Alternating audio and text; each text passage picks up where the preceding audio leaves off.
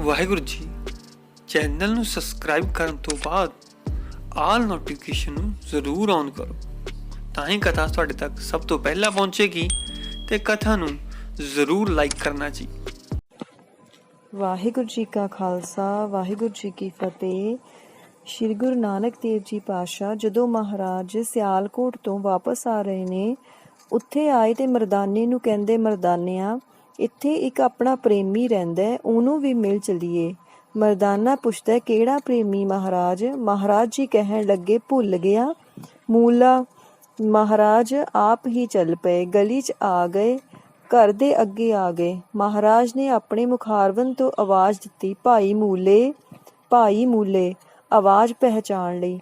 ਬੀਬੀ ਕਹਿਣ ਲੱਗੀ, ਉਹੀ ਸੰਤ ਆ ਗਏ ਜਿਹੜੇ ਤੁਹਾਨੂੰ ਲੈ ਕੇ ਗਏ ਸੀ। ਕਹਿੰਦਾ, ਹਾਂ। ਕਹਿੰਦਾ, ਮੈਂ ਬੋਲਣਾ ਨਹੀਂ ਹੈ, ਨਹੀਂ ਤਾਂ ਮੈਨੂੰ ਫਿਰ ਲੈ ਜਾਣਗੇ। ਸਭ ਕੁਝ ਦੇਖ ਚੁੱਕਿਆ ਸੀ। ਮਹਾਰਾਜ ਦੇ ਨਾਲ ਜਿਸ ਵਕਤ ਗਿਆ, ਮਹਾਰਾਜ ਕਹਿਣ ਲੱਗੇ, ਮੂਲੇ ਅੱਜ 4 ਵਜੇ ਤੇਰੀ ਘਰਵਾਲੀ ਨੇ ਚਿਖਾ 'ਚ ਜਲ ਜਾਣਾ। ਜੇ ਤੂੰ ਅੱਜ ਨਾ ਪਹੁੰਚਿਆ, ਦੱਸ ਤੂੰ ਜਾਣਾ। ਕਹਿੰਦਾ, ਮਹਾਰਾਜ ਹਜ਼ਾਰਾਂ ਮੀਲਾਂ ਤੇ ਬੈਠਾ ਹਾਂ। ਉਹ ਕਹਿੰਦੇ, ਸਾਡੇ ਤੇ ਰਹਿਣ ਦੇ। ਖੱਤਰੀ ਸੀਗਾ। ਕਹਿਣ ਲੱਗਿਆ, ਮਹਾਰਾਜ ਚਲਿਆ ਵੀ ਜਾਵਾਂ, ਪੱਲੇ ਤਾਂ ਕੁਝ ਨਹੀਂ ਹੈ।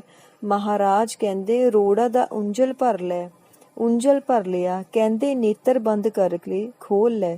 ਬੰਦ ਕਰੇ, ਸਿਆਲਕੋਟ ਬੈਠਾ ਹੈ ਤੇ ਰੋੜਾ ਵੱਲ ਝਾਕਿਆ, ਸਾਰਾ ਹੀ ਸੋਨਾ ਹੈ। ਸਭ ਬਰਕਤਾਂ ਦੇਖਣ ਤੋਂ ਬਾਅਦ ਵੀ ਮੁਨਕਰ ਹੋ ਗਿਆ। ਕਹਿੰਦਾ, ਮੈਨੂੰ ਲੈ ਜਾਣਗੇ ਜੇ ਮੈਂ ਬੋਲ ਪਿਆ। ਜਾਂ ਤੂੰ ਕਹਿ ਦੇ, ਕੋਈ ਬਹਾਨਾ ਲਾ ਦੇ, ਮੈਂ ਕੋਠੜੀ ਵਿੱਚ ਲੁਕ ਜਾਂਦਾ। ਬੀਬੀ ਆਈ, ਆ ਕੇ ਕਹਿੰਦੀ, ਮਹਾਪੁਰਸ਼ੋ ਉਹ ਤਾਂ ਹੈ ਨਹੀਂ। ਮਹਾਰਾਜ ਕਹਿੰਦੇ, ਬੇਟਾ ਮਹਾਪੁਰਸ਼ਾਂ ਦੇ ਪਾਸ ਜੇ ਝੂਠ ਬੋਲ ਲਓ, ਉਹ ਵੀ ਗੱਲ ਉਸੇ ਵੇਲੇ ਸੱਚੀ ਹੋ ਜਾਂਦੀ ਹੈ। ਕਹਿਣ ਲੱਗੀ, ਨਹੀਂ ਮਹਾਰਾਜ, ਉਹ ਤਾਂ ਹੈ ਹੀ ਨਹੀਂ। ਮਹਾਰਾਜ ਕਹਿਣ ਲੱਗੇ, ਹੈ ਹੀ ਨਹੀਂ ਫੇਰ। ਐਨਾ ਕਹਿ ਕੇ ਆਪ ਗਲੀ ਵੱਲ ਮੁੜ ਗਏ। ਇੱਧਰੋਂ ਇਹ ਚੀਕਾਂ ਮਾਰਦਾ ਕਿ ਮਰ ਗਿਆ ਓਏ, ਖਾ ਲਿਆ ਓਏ, ਖਾ ਲਿਆ ਓਏ, ਸੱਪ ਲੜ ਗਿਆ ਮੇਰੇ। ਬਾਹਰ ਕੱਢਿਆ, ਆਲੇ ਦੁਆਲੇ ਦੇ ਪੜੋਸੀ ਵੀ ਆ ਗਏ। ਕਹਿੰਦੇ, ਸਾਡੇ ਤੋਂ ਬੜੀ ਭੁੱਲ ਹੋ ਗਈ। ਮਹਾਰਾਜ ਗੁਰੂ ਨਾਨਕ ਪਾਤਸ਼ਾਹ ਆਏ, ਮੈਂ ਕਹਿ ਬੈਠੀ ਕਿ ਹੈ ਨਹੀਂ। ਉਹਨਾਂ ਨੇ ਮੈਨੂੰ ਇਸ਼ਾਰਾ ਵੀ ਕਰਿਆ ਕਿ ਬੇਟਾ ਸਤਿਗੁਰਾਂ ਕੋਲ ਝੂਠ ਨਹੀਂ ਬੋਲੀਦਾ, ਸੱਚ ਹੋ ਜਾਂਦਾ। ਮੈਂ ਫੇਰ ਵੀ ਕਹਿ ਦਿੱਤਾ। ਮੂਲਾ ਕਹਿੰਦਾ, ਛੇਤੀ ਕਰੋ, ਮੈਨੂੰ ਚੁੱਕ ਕੇ ਲੈ ਚੱਲੋ। ਚੁੱਕ ਕੇ ਲੈ ਗਏ। ਉਸ ਵੇਲੇ ਥੋੜੀ ਥੋੜੀ ਸੁਰਤ ਸੀ। ਗੁਰੂ ਨਾਨਕ ਪਾਤਸ਼ਾਹ ਕਹਿਣ ਲੱਗੇ, ਇਹਨੂੰ ਤਾਂ ਸੱਪ ਨੇ ਡੰਗ ਦਿੱਤਾ ਪਿਆਰਿਓ, ਹੁਣ ਕੁਝ ਨਹੀਂ ਬਣ ਸਕਦਾ। ਦੂਜਾ, ਇਹ ਬੇਮੁਖ ਹੋ ਗਿਆ। ਬੇਮੁਖ ਹੋਣ ਵਾਲੇ ਨੂੰ ਜਨਮ ਲੈਣਾ ਹੀ ਪੈਣੇ ਨੇ। ਇਹਨੇ ਜੰਮਦੇ ਰਹਿਣਾ ਸੀ, ਮਰਦੇ ਰਹਿਣਾ ਸੀ, ਅਨੇਕ ਨਿਖਿਧ ਜੂਨੀਆਂ 'ਚ ਘੁੰਮਣਾ ਸੀ ਪਿਆਰਿਓ। ਪਰ ਅੰਤ ਦੇ ਸਮੇਂ ਦਰਸ਼ਨ ਹੋ ਗਏ। ਉਸ ਦਰਸ਼ਨ ਦਾ ਫਲ ਅਸੀਂ ਇਹਨੂੰ 10ਵੇਂ ਜਾਮੇ ਵਿੱਚ ਦੇਵਾਂਗੇ। ਸ਼੍ਰੀ ਦਸ਼ਮੇਸ਼ ਪਿਤਾ ਜੀ ਮਹਾਰਾਜ ਅੱਜ ਨੰਦੇੜ ਵਿੱਚ ਬੈਠੇ ਨੇ। ਦੁਪਹਿਰ ਦਾ ਸਮਾਂ ਹੈ, 12 ਵਜੇ ਨੇ। ਗਰਮੀ ਦਾ ਮਹੀਨਾ ਹੈ। ਛੋਟੀ ਜੀ ਬਨੈਣ ਪਾਈ ਹੋਈ ਹੈ। ਇੱਕਦਮ ਘੋੜੇ ਤੇ ਸਵਾਰ ਹੋ ਗਏ। ਬਰਸ਼ਾ ਨਾਲ ਲੈ ਲਿਆ। ਛੋਟੀ ਦਸਤਾਰ ਹੈ ਆਪ ਦੇ ਸੀਸ ਉੱਤੇ। ਘੋੜਾ ਸਰਪਟ ਕਰ ਦਿੱਤਾ। ਇੱਕ ਸੈਹਾ ਮੂਹਰੇ ਦੌੜਿਆ ਜਾ ਰਿਹਾ ਹੈ। ਕਾਫੀ ਅੰਗੜਾਈਆਂ ਖਾਈਆਂ। ਸਿੰਘ ਵੀ ਆ ਗਏ।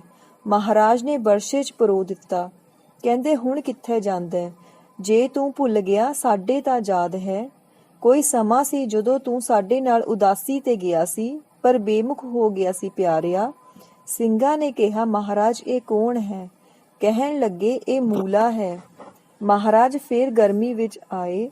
ਕਹਿੰਦੇ, ਅਸੀਂ ਬਚਨ ਦਿੱਤਾ ਹੋਇਆ ਸੀ, ਅੰਤ ਦੇ ਸਮੇਂ ਇਹਨੇ ਸਾਡੇ ਦਰਸ਼ਨ ਕਰ ਲਏ ਸੀ। ਉਹ ਦਰਸ਼ਨ ਦਾ ਫਲ ਸੀ ਜਿਹੜਾ ਅਸੀਂ ਇਸ ਨੂੰ 10ਵੇਂ ਜਾਮੇ ਵਿੱਚ ਦੇਣਾ ਸੀ। ਸੋ ਦਰਸ਼ਨਾਂ ਦਾ ਫਲ ਕਿੰਨਾ ਵੱਡਾ ਹੈ, ਬੇਅੰਤ ਸਾਖੀਆਂ ਨੇ। ਮਹਾਰਾਜ ਕਹਿੰਦੇ ਨੇ, ਜਿਹੜੇ ਫੇਰ ਦਰਸ਼ਨ ਨਹੀਂ ਕਰਦੇ ਨਾ, ਸੰਗਤ ਦੇ ਦਰਸ਼ਨ ਨਹੀਂ ਕਰਦੇ, ਮਹਾਪੁਰਸ਼ਾਂ ਦੇ, ਗੁਰੂਆਂ ਦੇ ਦਰਸ਼ਨ ਨਹੀਂ ਕਰਦੇ, ਉਹਨਾਂ ਦਾ ਜੀਵਨ ਧ੍ਰਿਕਾਰ ਯੋਗ ਹੈ। ਵਾਹਿਗੁਰੂ ਜੀ ਕਾ ਖਾਲਸਾ, ਵਾਹਿਗੁਰੂ ਜੀ ਕੀ ਫਤਿਹ।